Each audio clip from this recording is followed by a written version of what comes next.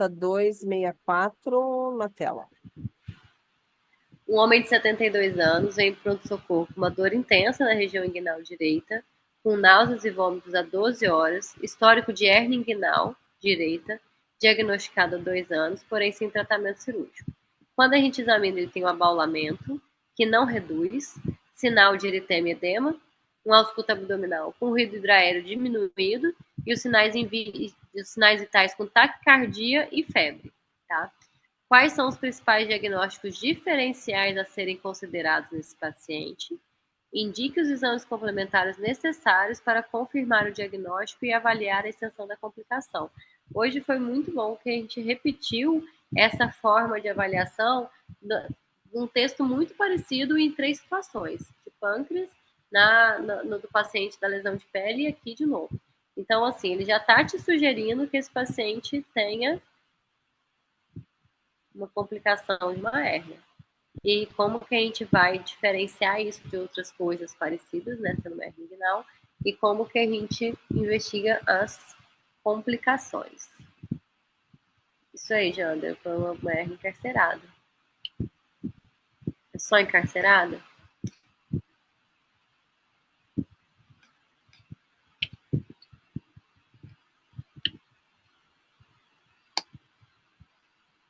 Qual é a resposta do colega aí, Beto?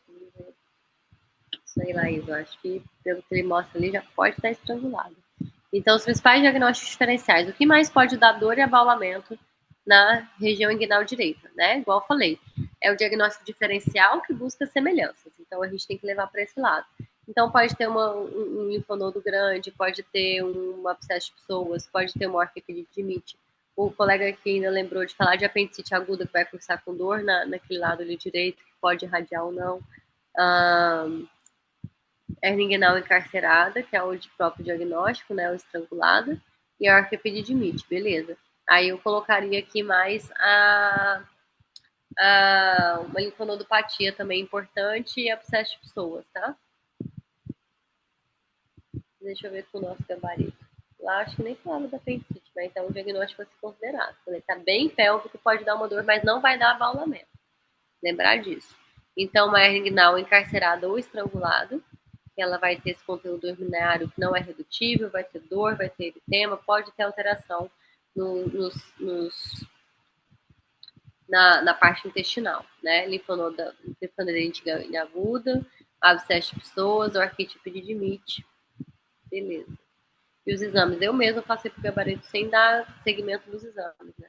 A gente tem como diagnóstico diferencial ser uma hérnia no paciente que está toxêmico, lembra que esse paciente está com febre e taquicárdico, a gente tem que pensar nesse paciente ter alterações já ao hemograma. Então, eu entraria como diagnóstico diferencial e a gente pode ver essa hérnia e o conteúdo dela no ultrassom, ou como esse paciente tem até suboclusão, se eu quero ver complicações associadas, a gente pode pedir uma tomografia. Alguém pensar em exame de imagem, exame complementar diferente desses? Em termos gerais, não é nem para a gente precisar desses exames, só o exame clínico já é suficiente, né? Com essas características aí que foram dadas no enunciado.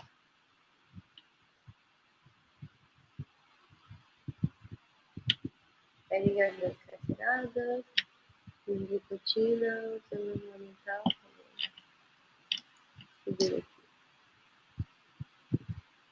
Torção testicular, tá ótimo, abscesso inguinal. O Neilton trouxe até outros diagnósticos que, para mim, são bastante factíveis, tá? A torção testicular, que estava só com a orquiepididimite. Então, boa, Neilton. Foi? E os exames complementares, como eu falei, são mais por paciente estar toxêmico e poder ter complicação associada, porque o diagnóstico de hérnia não é para depender de ultrassom, não, tá? A gente pode passar assim. Segunda questão. Quais são os critérios clínicos e laboratoriais que indicam a necessidade de intervenção cirúrgica de emergência em pacientes com hérnia complicada? 3 pontos para vocês responderem essa.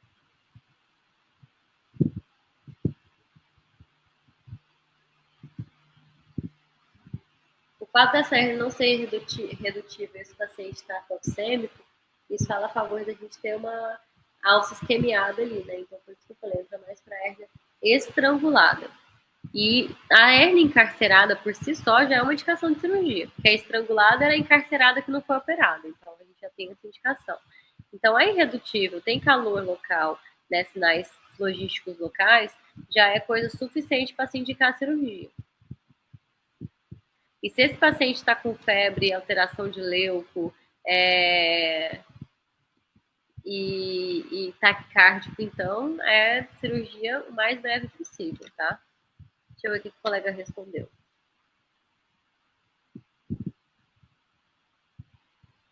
Critérios clínicos, sinais logísticos locais, na dor da palpação, edema, calor local e vômitos, aumento da frequência cardíaca, a dor intensa numa manobra que é irredutível, e laboratoriais, alterações nos fatores inflamatórios e possível série branca, e exame de imagem, ultrassom, tomografia. Beleza. Concordo. Que nota seria essa daqui, Mone? Essa daqui eu acho que completaria. Eu achei bem redondinha. Também as perguntas, as respostas estão melhorando, né? Ao longo Sim, das não, essa semanas. daqui. É, só teve a primeira daquela ali que eu. Só a maneira de escrever, né? Na verdade, ela estava correta, mas a maneira de escrever que eu acho que ficou mais pobre. Mas vamos lá. Esse é o nosso gabarito. Então, os sinais clínicos são os clássicos de estrangulamento: dor intensa, abalamento que não reduz, alterações cutâneas, né, de flogose. Se tem obstrução intestinal, eu nem comentei no anterior, mas é o mais um agravante. Alterações sistêmicas são indiscutíveis. E se vier tudo isso com uma imagem mostrando, sei lá, um gás fora de alça, uma sugestão de que aquela alça, esse segmento pode estar isquêmico, tudo isso só reforça a necessidade de abordagem. Tem mais uma ainda, eu acho que não é mesmo. Terceira. E quais as opções terapêuticas para um caso de hérnia estrangulada, gente? Como que a gente pode operar? Né, que é uma complicação associada à hérnia. Incluindo a... Sobe um pouquinho para mim, Beth. Eu não Aonde? consigo ler. Ou ler a última linha, porque ele me bloqueia aqui. A da pergunta, você está É, falando? Discuta as opções terapêuticas disponíveis para o manejo da hernia inguinal complicada, complicado. incluindo as técnicas cirúrgicas recomendadas e considerações sobre o pós-operatório imediato. Valor 3 pontos. Então, o que tem que operar, todo mundo já sabe. Como que a gente opera e o que a gente recomenda depois de operado para não ter mais problema. Então, as técnicas tem para hernia inguinal, tem as clássicas, né? Se ela estiver só encarcerada, sem sofrimento de alça, a gente pode preservar aquele segmento que está encarcerado e fazer a hernioplastia com colocação de tela. Esse é o ideal. Então, pode ser a técnica de Liechtenstein, por exemplo, né? Agora, tem uma alcinha ali, estava uma alça com aspecto necrótico, teve que ser ressecado, tinha algum outro sinal de infecção, a gente pode fazer a herniorrafia primária e não colocar a tela.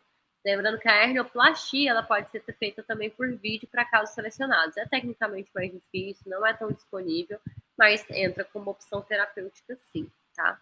Deixa eu ver o que o colega colocou aí. E além disso, antes de eu ver o gabarito, o que a gente indica são os cuidados em relação a peso, ao tempo de atividade física, não fazer esforço, porque a gente pode perder a cirurgia nas primeiras 6 semanas, tá? Então tá, nesses casos, sua cirurgia de emergência pode ser aberta laparoscópica. A laparoscópica é menos invasiva e recuperação mais rápida, mas não é indicado para todo mundo, tá? São casos selecionados. Então, Liechtenstein é a hernioplastia com tela, usando a técnica dele. No pós-operatório, as orientações. Ele até colocou mais coisas do que eu lembrei de comentar, tipo controle da dor, ver os sinais vitais, deixar medicamento se for necessário, mobilização precoce, mas orientação conferida, para inguinal é menos o uso de cinta, né? Mas não pegar peso, usar cueca apertada para sustentar a bolsa escrotal em homens, são orientações que são extremamente importantes no pós-operatório. Botar gelo local se necessário, tá? Mas essa resposta aqui está bem completa também. Só colocaria isso, da rafia, se tiver com sinal de infecção. Continua essa resposta ou ela acaba aqui, Beth? Não, ela acaba aqui. Uhum. Então faltou aqui falar que se tiver infectado não pode botar a tela, tá? Rhinoplastia. Rafia. Você tiraria quanto dessa questão? O total dela é, cadê? 3. 3 aqui. Como ele pede as técnicas, uma técnica com tela e a outra sem tela, às vezes o paciente ele perderia, tipo, quase um ponto aí, sabe? Aqui de novo, gente, só para reforçar, tá certo o conteúdo, mas lembra que você está redigindo, vendendo a sua ideia para a banca. Então escreve, colocando de novo, repetindo a pergunta, tá? Para a gente fazer uma coisa, uma redação bem direcionada para não ter erro da banca não entender, achar que está confuso. Então, para cada item, colocar ali do que você está falando, tá bom? Então, deixa eu colocar aqui nosso gabarito. Então é isso aí. A hernia inguinal complicada, ela vai ter um encarceramento, não necessariamente tendo uma isquemia de alça, vai depender do conteúdo. Aí as indicações são o reparo cirúrgico, laparoscópico ou o convencional, e podendo ser só a rafia primária. Então, reparo primário é a técnica de Liechtenstein. Se tiver sinal de necrose, ressecção do segmento necrótico e colocar ou não a tela, né? Se tiver sinais de infecção, a gente não coloca a tela, senão a gente vai contaminar essa tela e vai ter problema depois. A gente vai fazer só o reparo primário, que é a herniorrafia, sem fazer a plastia com tela.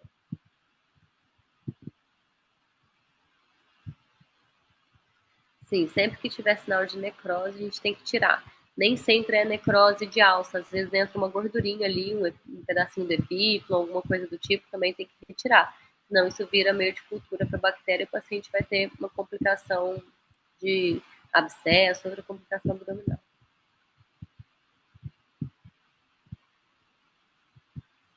Tem a segunda página do nosso. Né?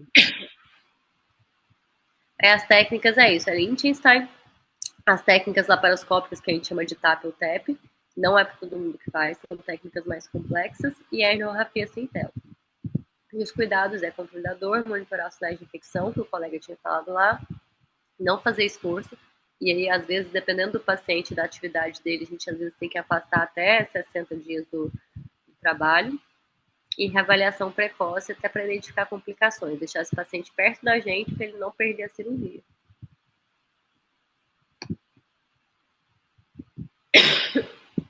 Vocês têm alguma dúvida, gente? Está todo mundo bem cansado já. O pessoal foi diminuindo a participação. Eu acho que a Mas, primeira caso, questão foi bem intensa, ficou todo mundo mas eu bem acho que fecha cansado. com um caso menos complexo também, sabe? Eu acho que hérnia em geral, o pessoal já lida de uma maneira melhor do que adenocarcinoma de pâncreas.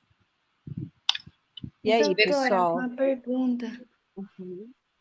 Desculpa, não ficou claro para mim. O porquê eu tenho que colocar o diagnóstico quando está perguntando diagnóstico diferencial. Nesse caso, diferente das outras duas, ele não fala, volta como é que tá a pergunta, ele A não primeira. fala qual é o diagnóstico aqui. Então, ele quer que você fale baseado só no que está no enunciado. Das outras duas, ele coloca o diagnóstico, ele fala já o diagnóstico ali. Você, a princípio, não precisaria citá-lo.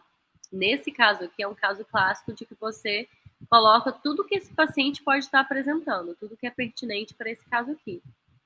Ele não repetiu o diagnóstico aqui no enunciado. Tipo, se eu não colocasse, eu estaria perdendo o ponto?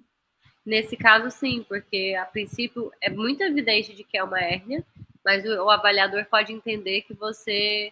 Que, o que é diferente? Pode perder e pode não perder. A gente não sabe o que está passando na cabeça deles. Eu não acho que você vai perder ponto por ter colocado. Então, entra naquilo que a gente fala de realização de prova. É você colocar o diagnóstico de hérnia inguinal encarcerada ou estrangulada é mais seguro do que você não colocar, tá? Principalmente se ele não citou isso aqui na questão. Porque nas outras, às vezes ele colocava assim, quais os principais diagnósticos diferenciais a serem considerados e os exames complementares para identificar o adenocarcinoma que é cirúrgico ou não. Então, assim, ele não te deu o nome aqui, então você citaria, porque esse paciente está, a princípio, com o que parece ser uma hérnia, é o nosso diagnóstico mais provável, e aí ele tem os diferenciais que são aqueles que se assemelham, podem confundir a gente, como a gente falou nos outros casos. Então, eu tentaria sempre incluir o diagnóstico presente, tá? Tem uma coisa também importante, Valéria, que você fez essa pergunta, e ela é bem importante para a gente colocar. Na grande maioria das provas, quando a gente corrige, o principal diagnóstico está inserido, né? Porque ele faz parte do montante. Eu quero saber tudo o que pode ser. Ele está inserido também. Então, eu acho que vale isso que a Mônica falou. Não colocar nessa situação seria arriscado, realmente. E, doutor, e quando ele coloca síndrome, em vez de diagnóstico, é o mesmo raciocínio, né? Quando ele faz pedir com síndrome, ele vai direcionar para o diagnóstico sindrômico.